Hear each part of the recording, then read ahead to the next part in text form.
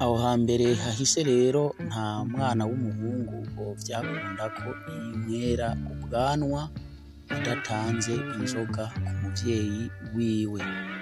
Mw'ico gihe niko vyari bimeze kubera ko bwari Uburundi bwa kera, sico kimwe na kino gihe aho umuhungu abona ko ubwanwa bukuze kugashakanwa agahita yirukanga kuri saro canke akagenda agiye kwimosha umushatsi, bagahita bajaniranya n'ubwanwa bamwera kimwe.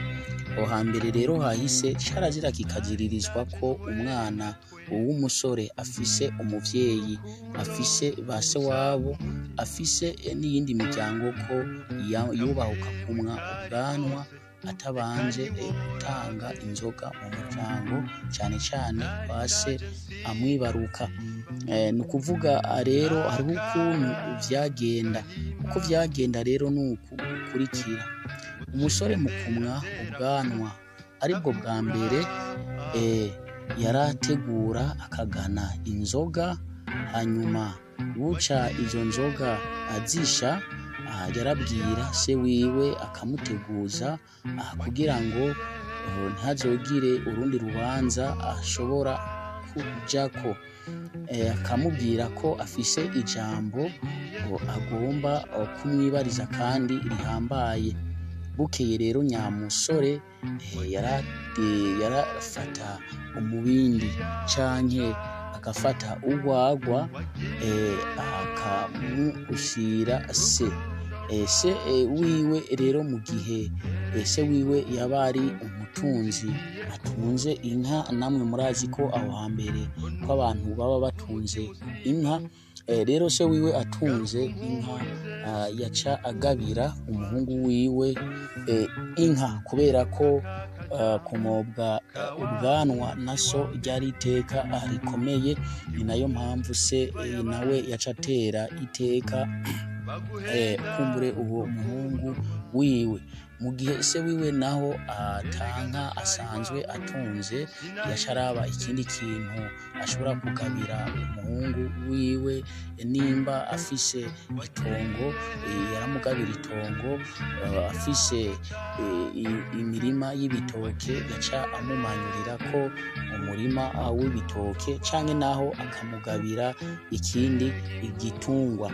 Hanyuma ubugira kabiri, se mu gihe yaba ahejeje kumwera ubwanwa umuhungu wiwe, hari harimo na mesaje ikomeye rwose. Uwo muhungu mu gihe yaba ata mugore afise yitwa igikwerere. Igikwerere rero ni umusore ageze mu bigero ariko ata mugore afise. Se rero yaca abona ko umuhungu wiwe ko hageze ko amuronderera umugore.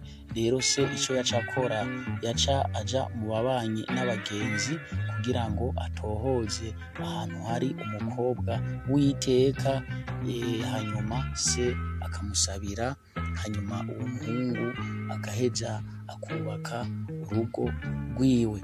Rero murumva ko mu mico n'imigenzo vyaho hambere hahise nta mwana w'umuhungu ageze mu bigero canke afise ubwanwa akeneye kumwa aribwo bwa mbere, ntivyakunda ko yinywera ubwanwa atabanze gutanga inzoga ku muvyeyi yamwibarutse. Uko niko vyari bisanzwe biri. Hanyuma ico mwomenya ko nuko ibintu vya kera bitandukanye n'ivyo no musi, nk'uko twabivuze mu gice ca mbere ca kino kiganiro. Ibi rero bino biganiro ni mu ntumbero y'uko urwaruka rw'ubu batari bazi ibintu vya kera ingene vyagenda.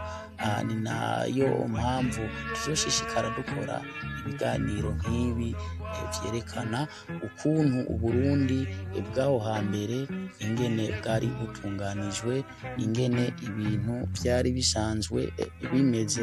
Hanyuma reka tubasabe, nimba kino kiganiro kigushikiye, ukore partage ugihereze abandi, kuko hari abantu benshi baba bakenera kumenya amayagwa y'ivyayagwa aho hambere mu Burundi, hanyuma uce ugira ko ukora subscribe ngaha kwino YouTube yacu kugira ngo ikindi kiganiro mu gihe kizoba kigiye ko uzohore uhabwa ubutumwa bukwereka ko hariho ikiganiro gishasha kigiye ko uhita wiyumviririza ukuntu aho hambere hahise ibintu mu gihugu c'u Burundi ingene vyari bitunganijwe.